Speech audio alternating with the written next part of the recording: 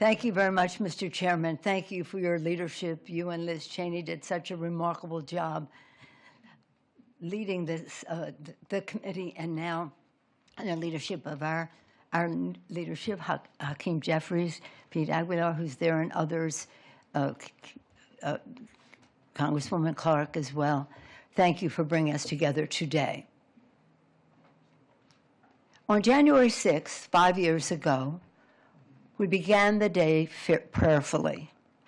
We had a Zoom call with our members because it was the time of COVID.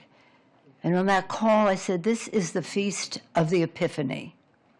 This is an important Christian feast, and let us hope that that word epiphany, which means we also, not only a feast of the Epiphany, but the idea of the Epiphany, that people will see the light in a different way.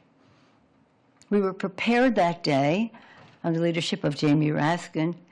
He had prepared us in advance to go to the floor very, very legally. It was about the facts, and it was about the law.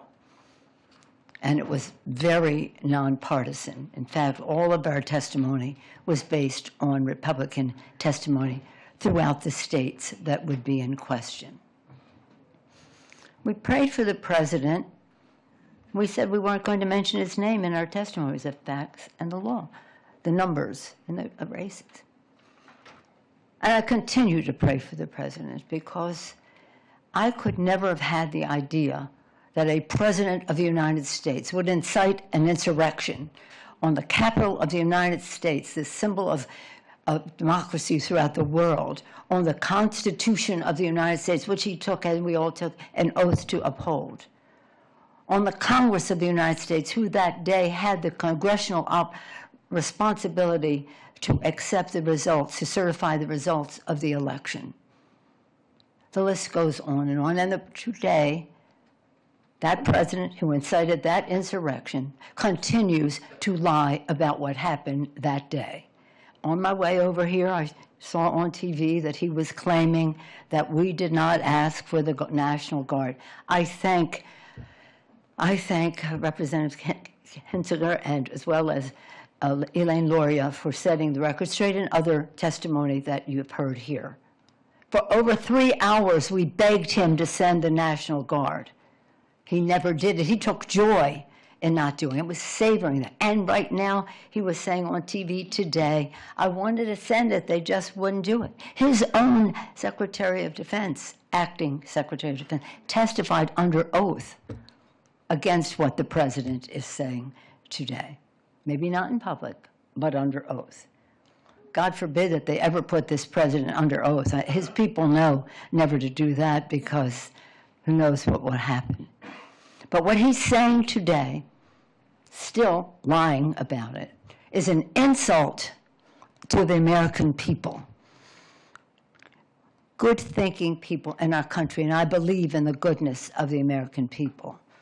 Believing in their goodness is what gives us hope that we can move on from this even stronger. His lies that he continues to tell are an insult. The courage of our founders, the beautiful vision they had of this country. And they wrote the Constitution. Thank God they made it amendable so that we could expand freedom over time. But in that Constitution, they knew that we could have a rogue president. Hence, they put impeachment there. But they never suspected that at the same time we'd have a rogue United States Senate wouldn't have the courage to testify to the truth. However, Senator Mitch McConnell, the leader of the Senate at that time, joined us in calling for the National Guard. Get it over here right away. He used a little slight profanity in what he said, and yet he refused to vote for the impeachment.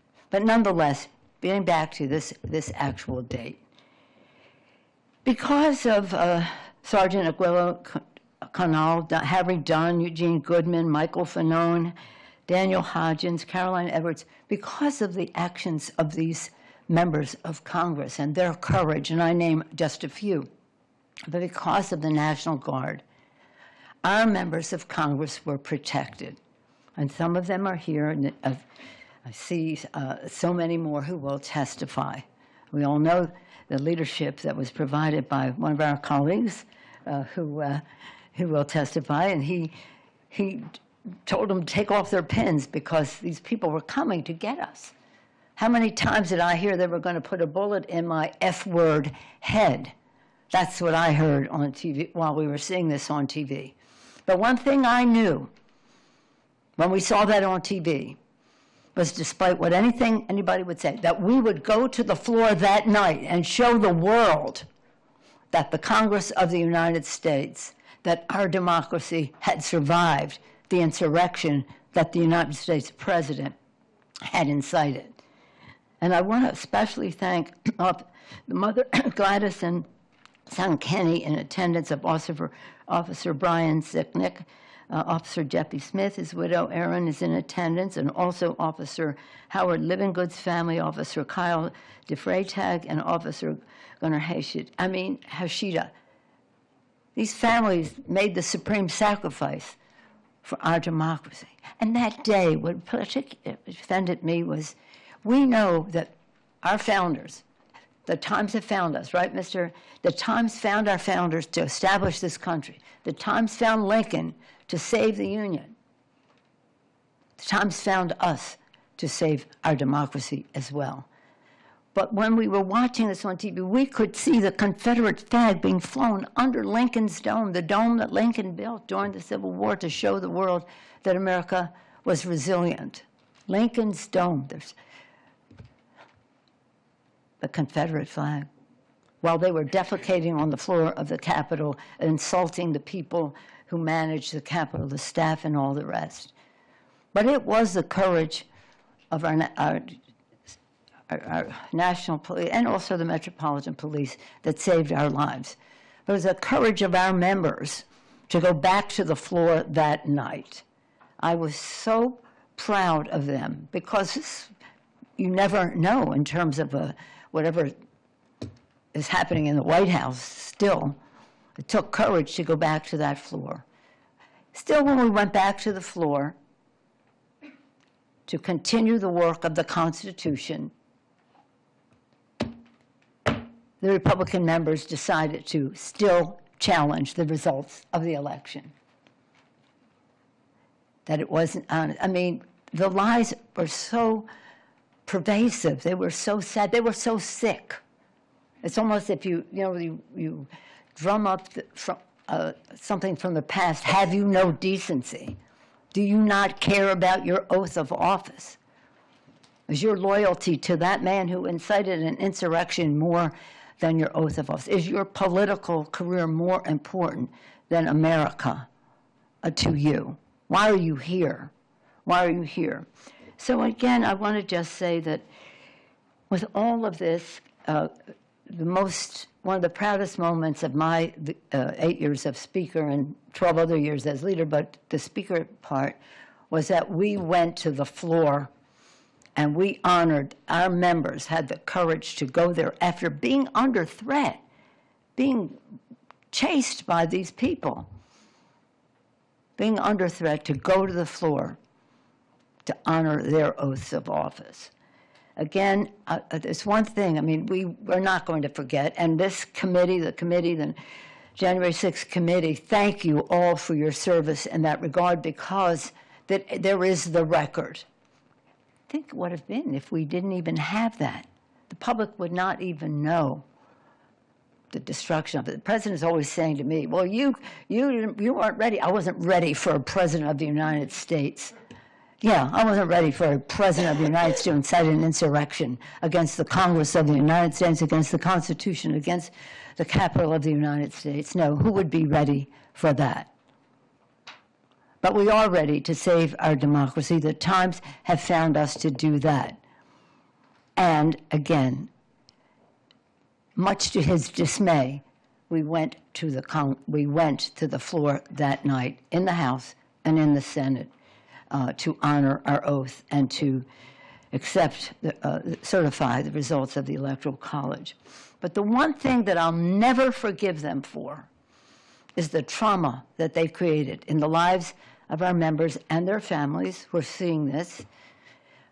And the staff, when we came back from the undisclosed location, which where they wanted us to stay, they said, you stay there in a couple of days, you can do that. No, we're going now, and we're going to the Capitol, and we're not staying in the undisclosed location.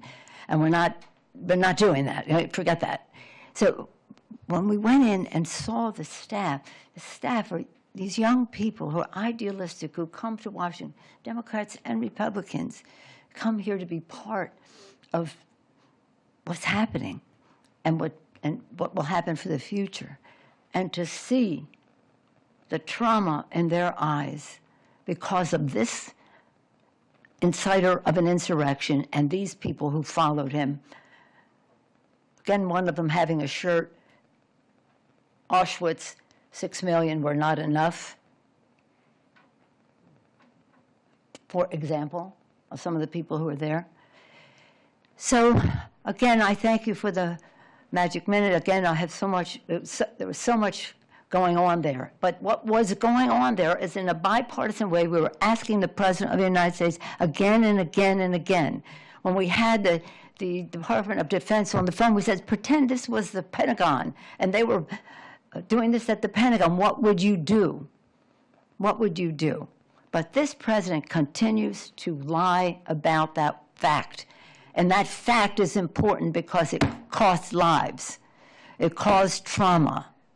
It sent the wrong message to the world about what democracy is. It was something that made Putin proud. See, democracy doesn't really work because of this President of the United States. An insult to the institution in which he serves, an insult to the founders of our country, an insult to the intelligence of the American people. I yield back.